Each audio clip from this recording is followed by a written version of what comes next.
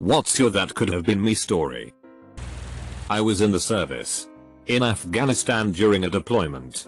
I was injured and they had to call a medevac to get me out. I had always been in the lead vehicle with my team chief.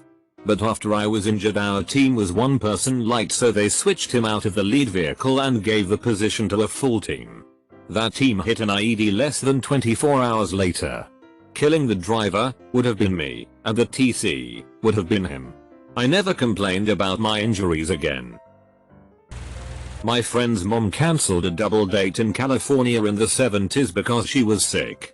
The other couple went on the picnic like they planned and both got murdered by the Zodiac killer. Chances are he won't have attacked all four of them since that's a bigger group. But sucks for the other couple.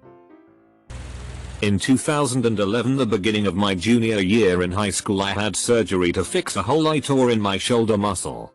I had it the Monday before the national championship air races, on a Saturday, in Reno, Nevada, and I live decently close. We'd go every year and rent tickets to the box seats. Parents decided I couldn't go because my meds were too powerful, double dose of Percocet plus a pill to make me not throw it all up, and I was in a brace and if I got bumped I could have really fucked myself up. So I stayed home. That night on the news we discovered that one of the racers had lost control and crashed into the box seats, killing I don't know how many people. If I would have gone, there's no way a doped up teenager with one working arm would have survived. I was at a stoplight in the left lane about to turn onto the highway. Nickelback came on the radio, so I looked down to change the station to something less like nails on a chalkboard. I missed the lights change to green. The guy next to me didn't. He drove forward and was immediately T-boned by a truck running a red light on the access road going 70.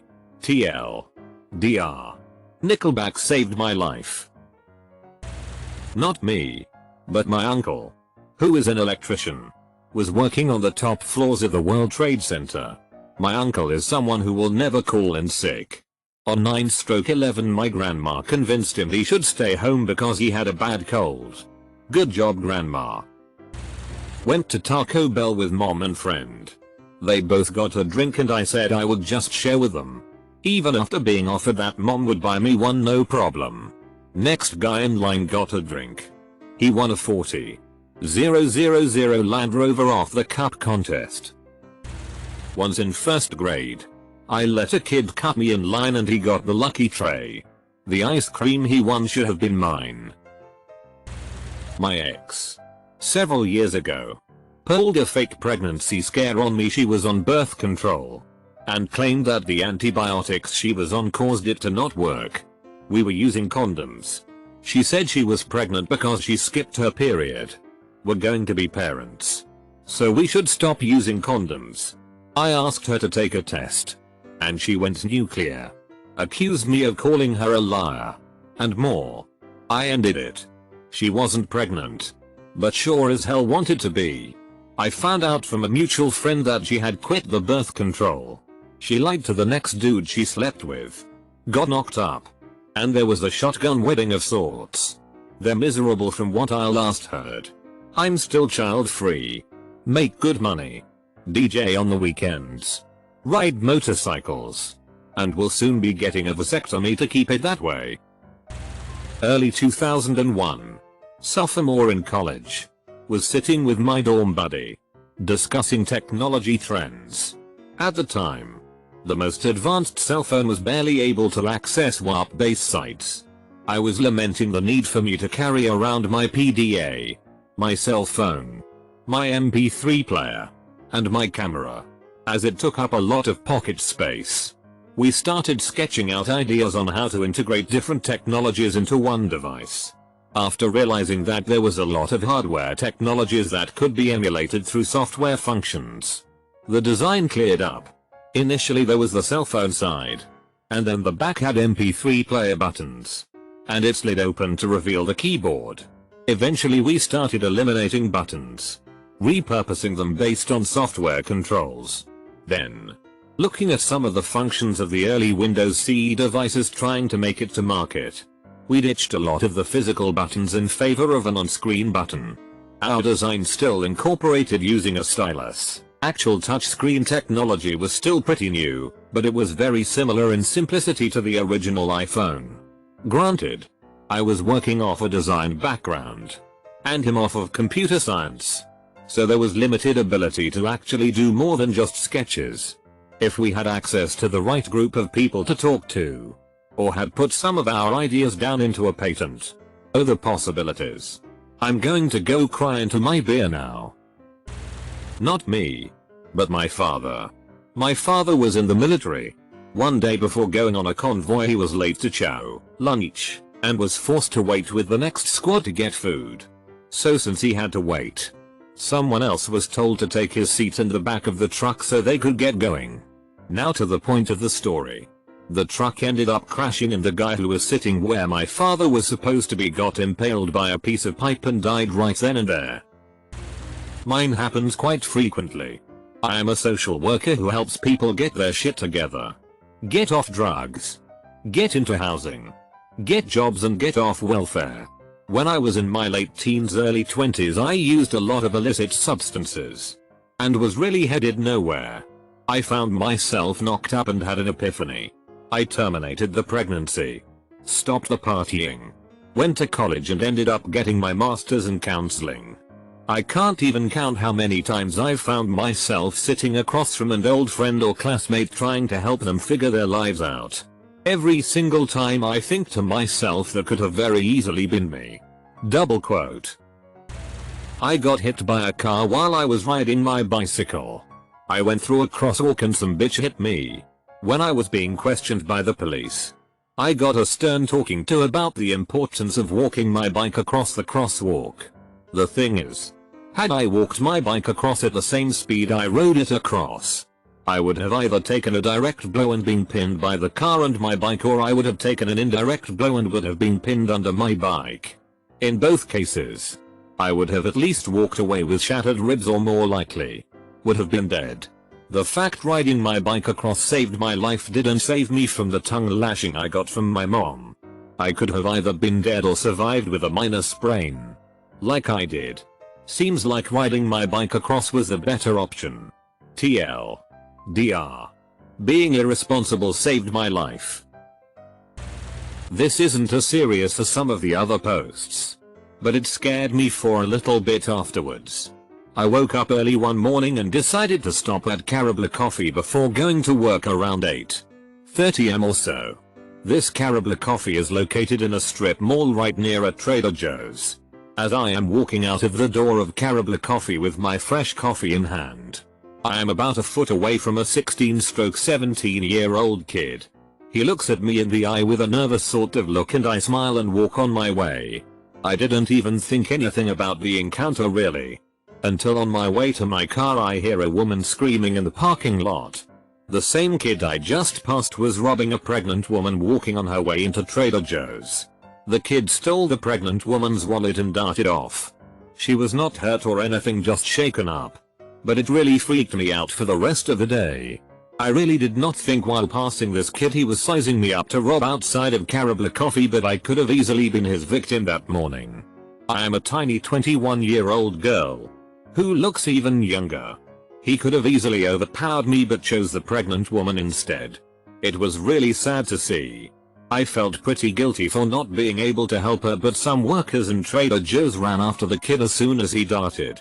Not sure if he was caught or not. Freshman year of high school I got a bad concussion which later led me down a serious depression and anxiety attacks. I was one strong flex of my index finger away from killing myself. I later found out I suffered a serious head injury and went through rehabilitation and therapy. I still get shitty headaches every now and then, but except for that I'm as good as 100%. Junior year comes and a well-known senior at my school hangs himself. Knowing his personality and his easygoing approach to everything, no one knew he was suffering so much. I still look back at that day and think I could have ended up like him. Just a dead body leaving nothing but unsolved questions. I was at an Atlas Sound show, Bradford from Deer Hunter, and his equipment got lost during his flight, so he had to play an acoustic set. He asked if anyone in the audience knew how to play drums. Now, I've listened to his records non-stop for years and know all his songs back and forth. I've also been playing drums for 10 plus years. I was front row center and could have easily gotten his attention, but I froze up and some other dude got called on. The guy that ended up playing sucked really bad. I even tried liking it. After one song he said thanks. That's all. I keep replaying it in my head where I take the initiative and go up there to play with him. And then he asks me to tour with him and we become best friends. I live in Minneapolis, and once a while back while my mom and I were getting a gift for my auntie, we had to take the I-35 W Street Anthony Falls Bridge to the store, but the highway had traffic so my mom took the streets. That night the bridge collapsed, killing 13 people and injuring 145 right at the time we would have been on it. I'm not that into religion, but I thank Jesus every day for that. Not my story, but my dad's. For a few weeks, my dad was having a recurring nightmare. In it, he would be driving his 1989 Nissan pickup through an intersection where a yellow Corvette would run the light in a perpendicular angle, T-boning my dad and killing him. It wouldn't happen every night, but it happened often. Then he has to go out of town for work. After finishing what he was sent to do, he's driving home kinda tired, but hopped up on coffee for the drive. He's sitting at a red light daydreaming for a moment when the light turns green, catching him off guard. He takes his foot off the brake, puts the clutch in, and gets ready to enter the intersection when a yellow Corvette blasts through on the intersecting road, running a red light. Had my dad been waiting on the light rather than daydreaming, he would have been T-boned on the driver's side, just like his dream. Afterward, the nightmare stopped. Coming late to the party. I'm crazy good at this one. You'll remember the bombing shooting in Norway a couple of years ago. I woke up that morning and decided to get the earlier bus to Gothenburg and walked by the bomb about 3 hours before it went off. My original bus was 3 hours later. I was in the mall in Kenya a few weeks before the shooting. This summer I collapsed at the summit of Kilimanjaro. Got hit by a car in Nairobi, and had a tree fall on my bed while I was up peeing, all within 2 weeks. When I was in the 7th grade I told one of my 3 best friends that I was going to ask a girl out who I rejected a year before. This girl is someone nobody in my social group ever showed any interest in. I told them I was doing it that night when I would be over her house to study. All of them said good for you. Go for it. That same night I go over to study and pop the question and she says she would want to, but one of my best friends pulled some sociopathic shit and asked her out immediately after school. So that sketchy bastard and her go out for the next 2-3 years. All the while he is never hanging out with any of his friends. And whenever they would socialize they would show up together and make out. The kid became a total loser and nobody truly enjoyed being around them for the next 3 years. To add to it all, the girl cheated on him and became a total slut. California guy here from the Bay Area. I have to drive 4 hours to Tahoe just to see snow. On this particular trip, the rain from the California border turned into a snowstorm. I rode up with 3 carloads of friends. I'm experienced driving in the snow, so I braced myself. As we were getting closer to the resort, the snow lightened up and the traffic almost disappeared. I was driving in the very front at no more than 40 miles per hour, when we slipped on black ice right on the apex of a winding turn. We spun out, and the snowboards actually went flying out the front and back windows, shattering them. The car in our last group was fortunate enough to stop before any damage was done, but a car in the inside lane slipped and drove into our lane and rammed into a snowbank. The driver and passenger's head shattered the windshield, and I remember them walking outside with their kids. They all looked to be in bad shape, but alive and shaken. Anyways, it was crazy. And as I write this story I'm actually about to drive up in a couple hours. If you read this, I love you. Kisses. Was on my motorcycle, following behind a sedan. As we entered the intersection I had a bad vibe and pulled on my brake slightly. It slowed me down just slightly, but it was enough to watch the car in front of me explode as it was hit by a Mustang that blew through a red. Both cars pirouetted together for a moment before the Mustang continued spinning through the intersection. It eventually came to a stop by rear-ending a little Honda. This was all as I went from slowing down to doing everything to keep from getting tangled up in their wreck. I pulled over and became the first responder on the scene, walking around and checking on everyone. There was glass, debris, and various fluids everywhere. The driver of the car that had been in front of me was unconscious. The driver of the Mustang was disoriented and cussing about how someone hit him, and his passenger was crying. Then I spotted the first car the Mustang driver hit, prior to the car in front of me, which was this older Toyota driven by a little old lady, and she was pissed. Maybe 1 second faster and I'd been teed by the Mustang, and probably not survived that hit, considering how fast he was traveling. Other drivers at the intersection came up and started telling me how lucky I was, and how they'd initially thought I'd been hit. I stuck around to give a detailed statement of events to the police before continuing the 1 block home. There is this one guy who is about my age, but the next common relative we have is, I believe, our great-grandfather. I have only seen him once when he visited us a couple of years ago. He was accompanied by his grandmother, who is the sister of my grandfather. This woman is very religious to the point where she tried to convert everyone in the family, and also passed it to most of her children.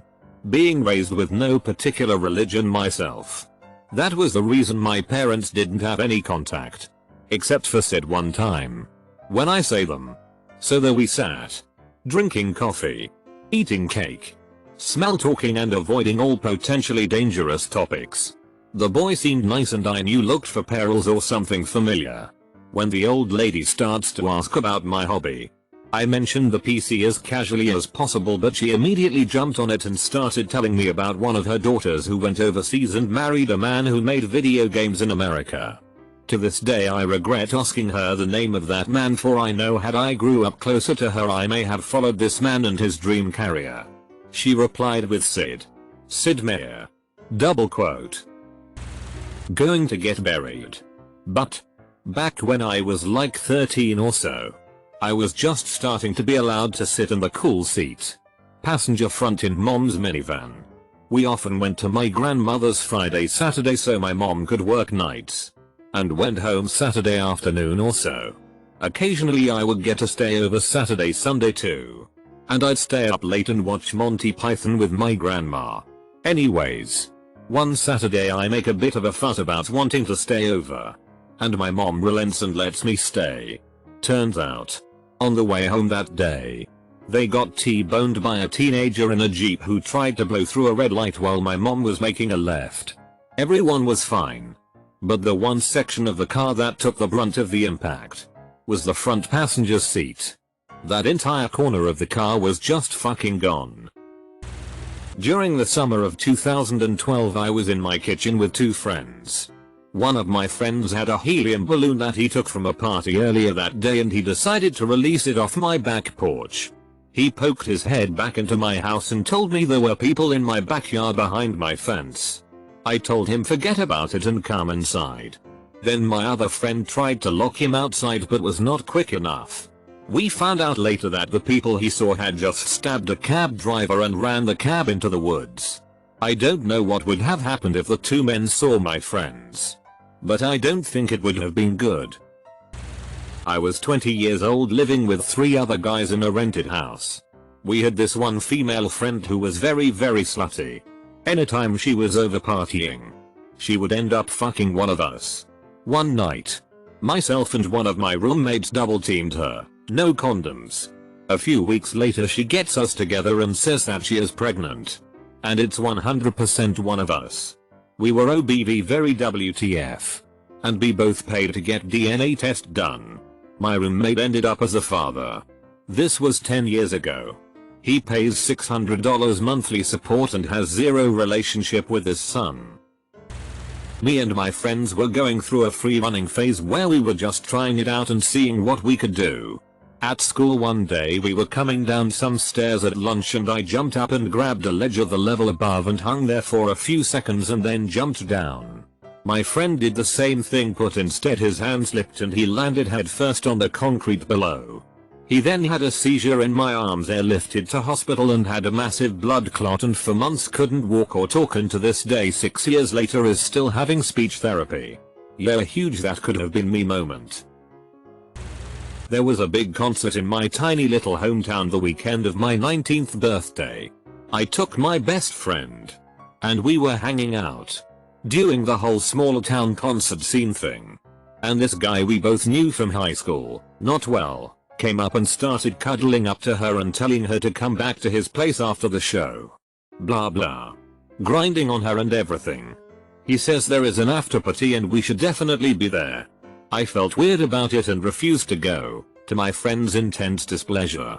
About a month later we find out he took 2 other girls from our high school back to his place after that concert and brutally raped and beat both of them after slipping roofies in their drinks. Could have been me. Glad I trusted my intuition, common sense. When I was 7 I met this person who was 3 years older than me at a school fair, and became friends very quickly. At the end of the day he invited me to come to play some football soccer by his house the next day. I accepted. But the next day I felt ill, and my parents went to his house to say I wouldn't be coming. This happened on the Saturday and Sunday. I then went to school on Monday and in the morning had the normal weekly assembly. The first piece of the news we heard from this assembly was this person had been run over trying to recover a ball on the road from a drunk driver and later died in hospital. I could have been there either as another victim, or been scarred for life seeing someone die. Flight 587 lost both its engines and crashed into the Rockaway Peninsula on the 12th of November, 2001. All passengers and crew died on impact, as well as many people on the ground who were in their homes at the time of the crash. The co-pilot was flying the plane when he encountered turbulence, speculated to be from a bird flying into the engine, and overcompensated with the controls, leading to both engines and wings ripping off of the plane. The pilot took over the controls at some point before this happened, and took the plane into a nosedive. If the pilot hadn't done this, or if the pilot had done this a second later than he had, that plane would have crashed on my head, as well as my mother and sister.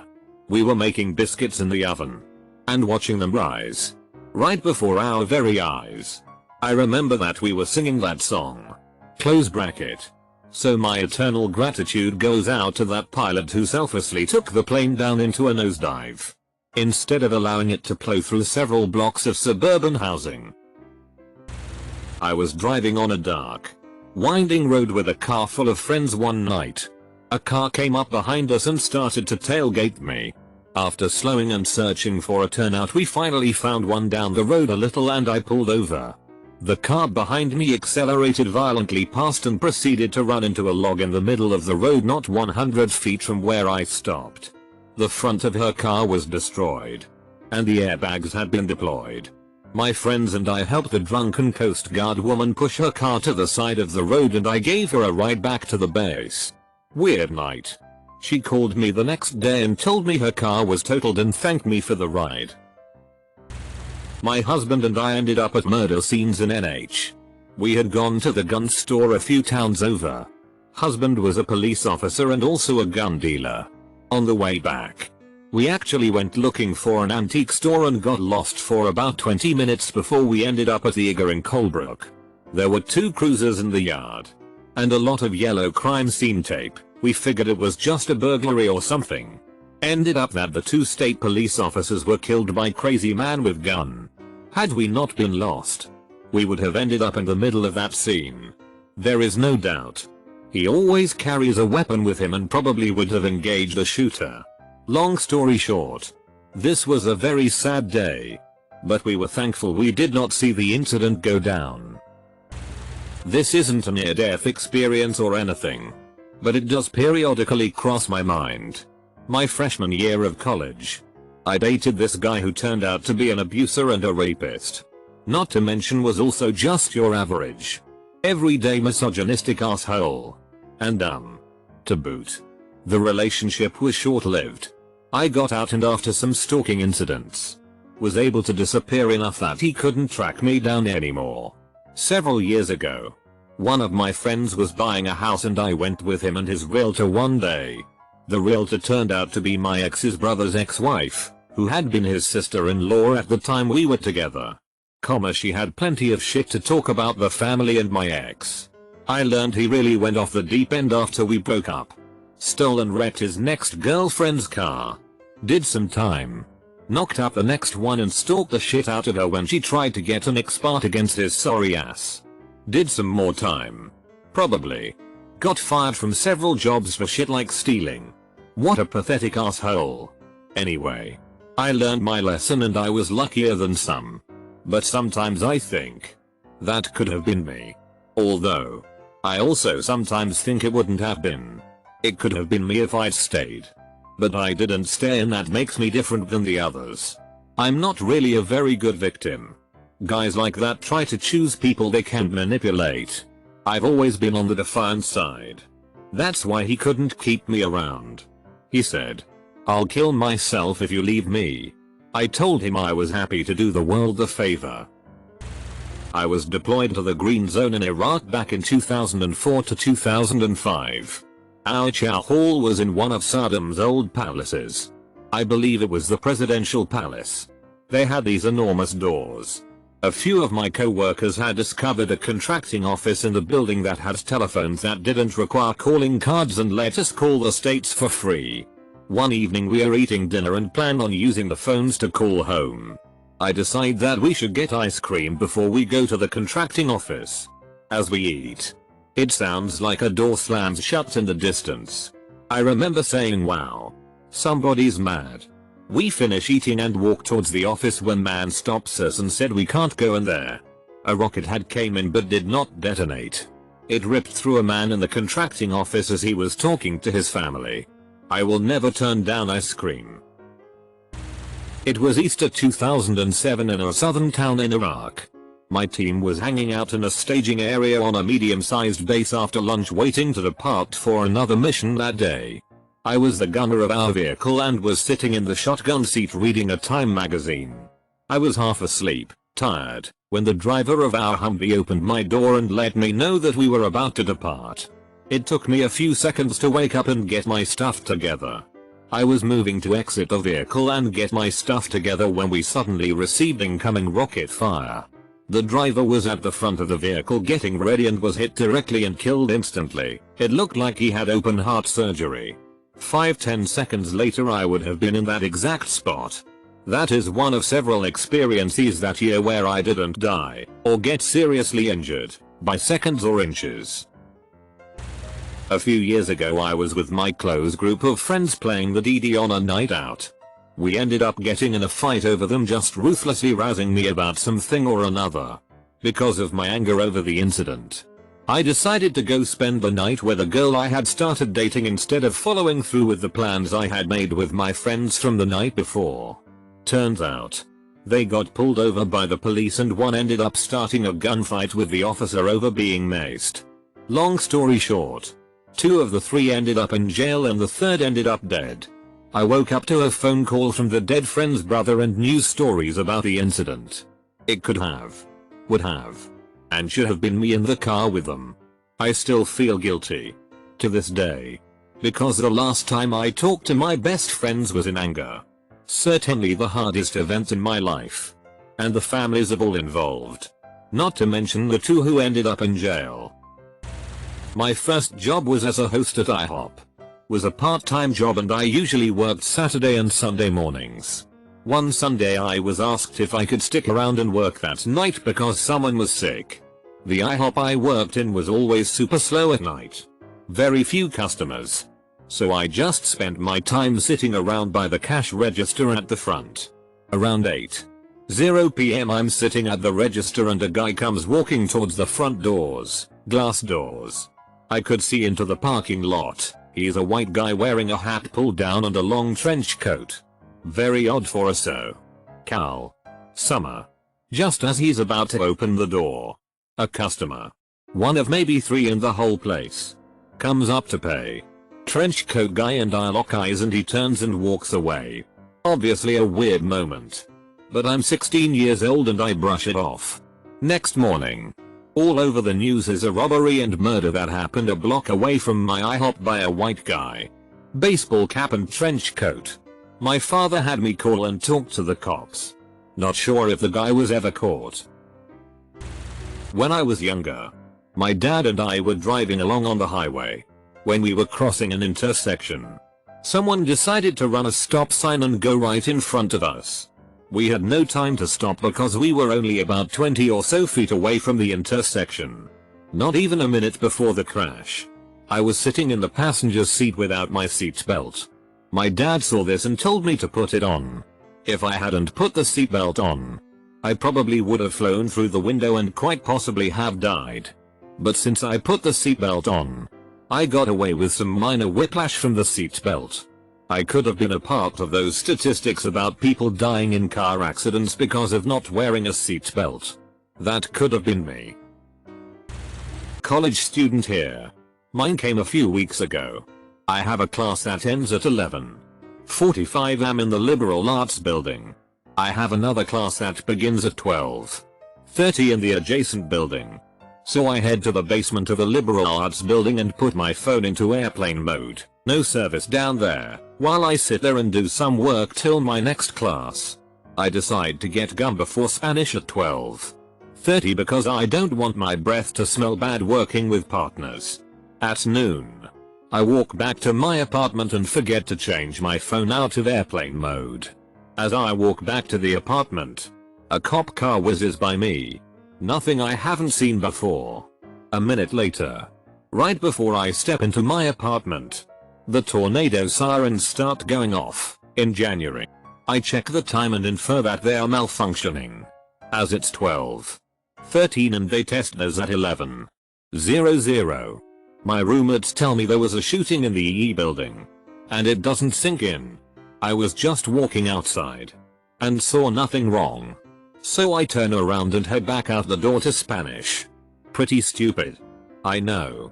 If there is ever a shooting near you, don't go outside. The shooter only targeted one victim and gave himself up right away to police. He did this right about the time I started going back to my apartment. So I was out walking during his attack.